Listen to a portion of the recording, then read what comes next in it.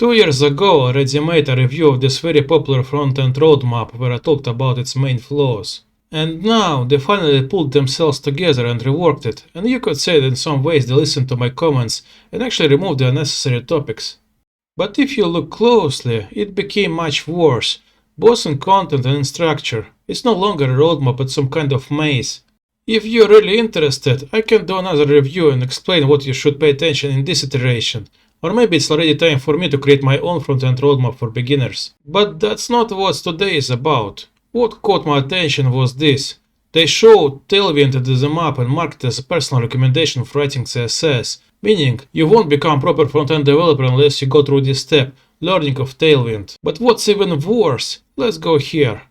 They made a beginner-friendly version. Sure, a beginner might be scared by that non-linear approach and probably they need something simpler. Let's open it. And here we see a linear, well, almost linear path to success. And at the very bottom, what do we see? The exact same Tailwind. So even beginners are required to learn it. Okay, V-test is at least somewhat acceptable, but this is just shameless nonsense.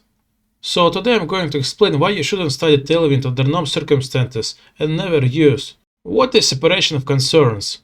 I think any IT specialist above junior level already understands what this term is and why it plays a key role in any project you work on, especially in a team. And the bigger the project, the easier this term will make your life, and the life of developers who will have to work with your code when you finally get fired, or where you live on your own. However, that is not guaranteed. Separation of concerns means splitting code according to its area of responsibility. In the case of web applications, this means separating code into templates, logic, and styles. That is, HTML should be separate, JavaScript separate, and CSS separate as well. And preferably, we already have one violator of this principle, and this is React, which keeps templates and logic in a single component file. But even there is a clear separation between logic and markup, and they only intersect slightly when dynamic behavior is actually required. Tailwind, on the other hand, forces you to write styles directly in the markup. Long before Tailwind appeared, there was a styling approach called atomic CSS, where styles were broken down into so-called utility classes and added to components atomically. Even back then, it was considered one of the dirtiest approaches, because the more complex the style, the more bloated the elements class name will become. The main advantages of separation of concerns approach are increased code readability,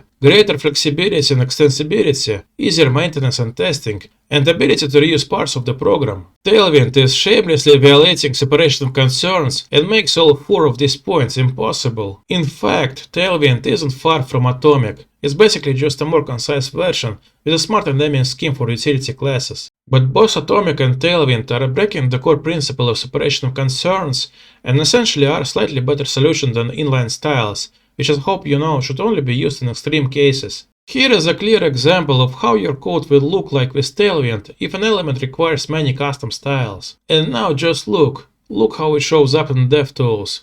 And this is example from Tailwind Showcase, by the way. Of course, you could use apply feature to combine all of these into a reusable utility class, but then, what's the difference from regular semantic CSS? Well, isn't this against what they promote on their website and the very first line you see?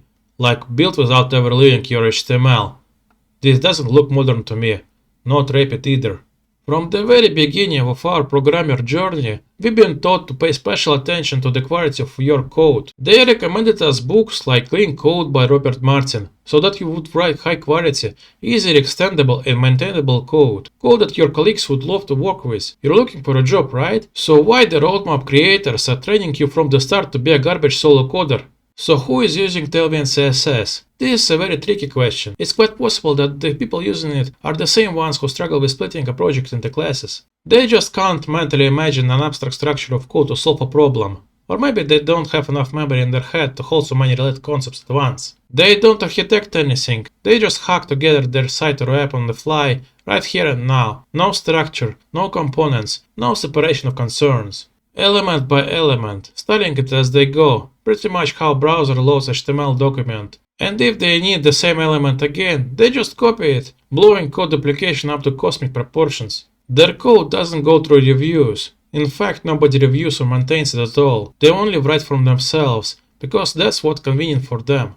They write it today, deploy it to production, and forget about it tomorrow. So these are basically little side projects, tiny apps with short life cycles, proofs of concept, landing pages, All the stuff that's written once and never improved again. Is it worth to learn an entire CSS framework just for that? Definitely not. Tailwind will die sooner or later, but CSS will remain, unlike the hundreds of utility class names stuck in your head which you'll never use again. And that's why you shouldn't even touch Tailwind. It's not a replacement for CSS, especially not for beginners.